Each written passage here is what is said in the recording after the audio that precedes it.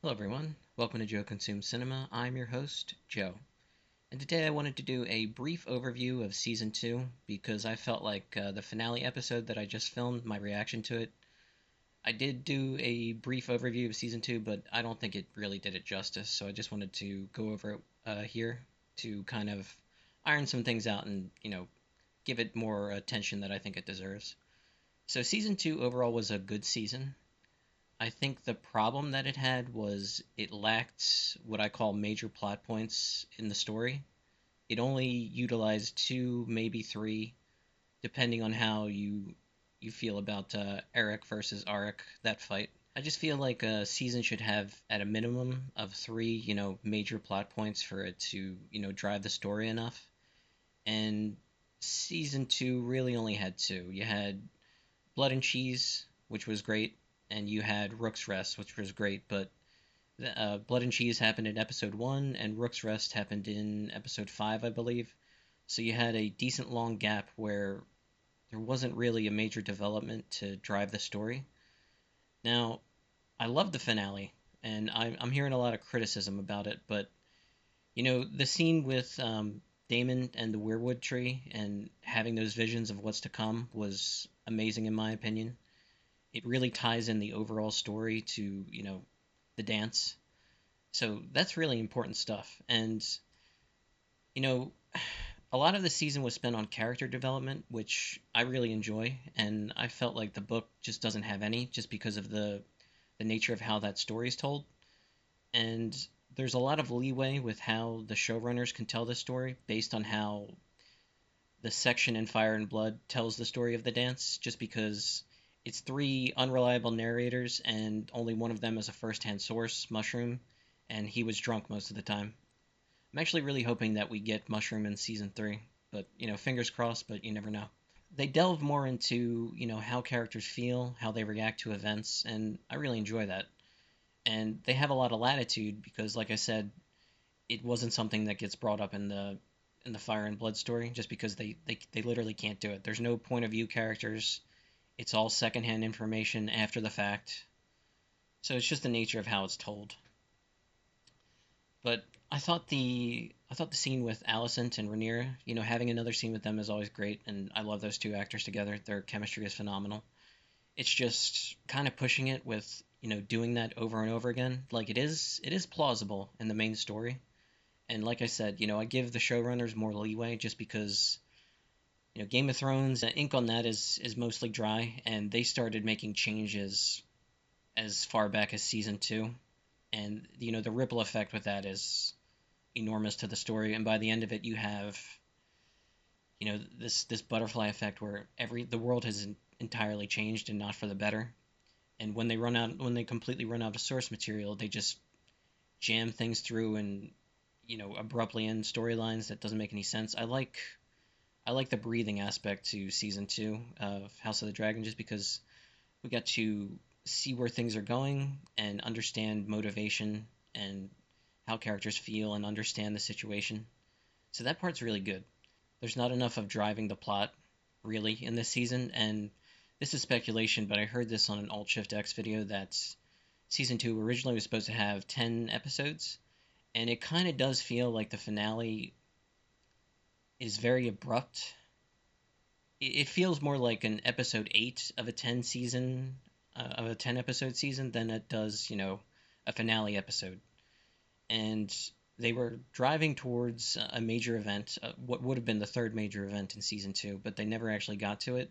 We almost got it, but they came right to the edge and then they immediately hit the brakes. And I feel like if there's a legit criticism of the finale, I think it's you could have reduced some scenes and brought in that major event happening.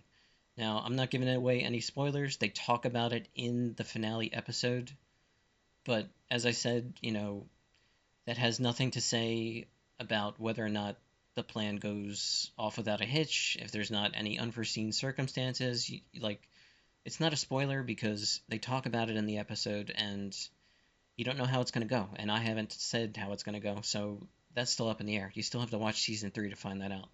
I personally would have cut a little bit from the finale episode and tied that in, because it would have been a capstone moment had they pulled it off, and they built up to it, beautifully. Like, I was convinced going into the finale that it was going to happen, and then it just didn't.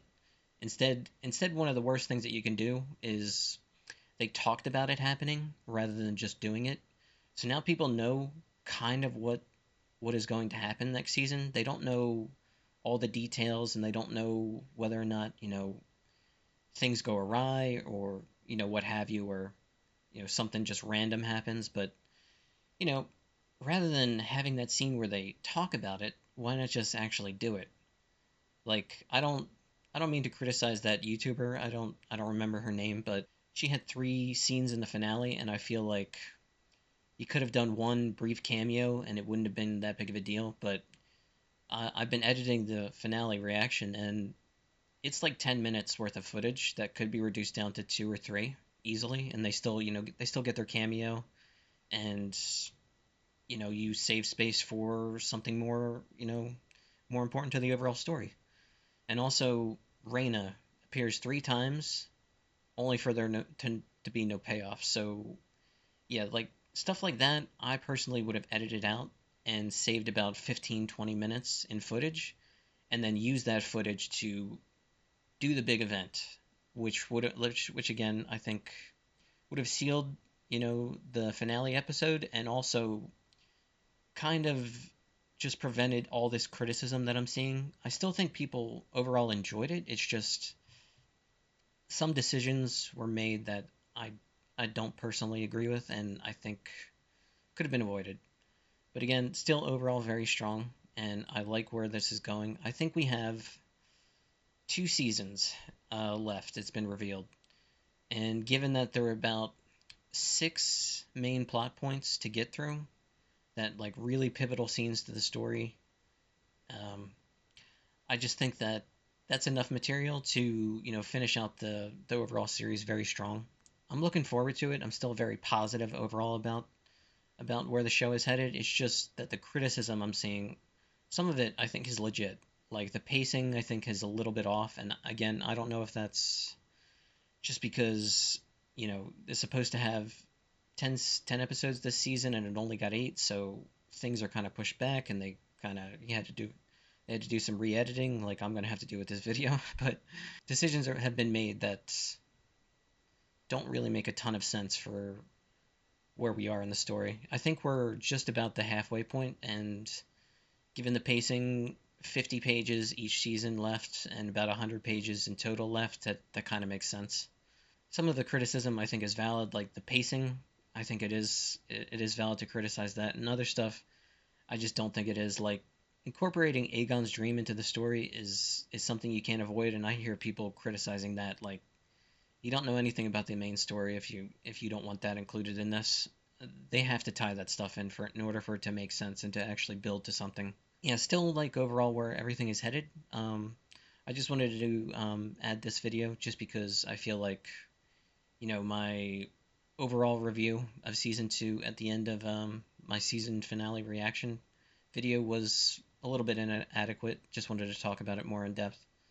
And yeah, we should see some big things coming from the series late 2025, unfortunately. But we do have A Knight of the Seven Kingdoms to look forward to in the meantime. So, like I said, the universe has near limitless potential to draw from. There should be multiple shows, possible movie, even like animes and stuff like that, and just a lot to draw from to really flesh out the overall world. And he's still writing books too, so we're probably going to get a sequel to Fire and Blood, and I still have hope that we'll see Winds of Winter. Dream of Spring is the one I kind of doubt on, but you know, all you can do is hope. So with that, I'd just like to say thanks for watching, and peace.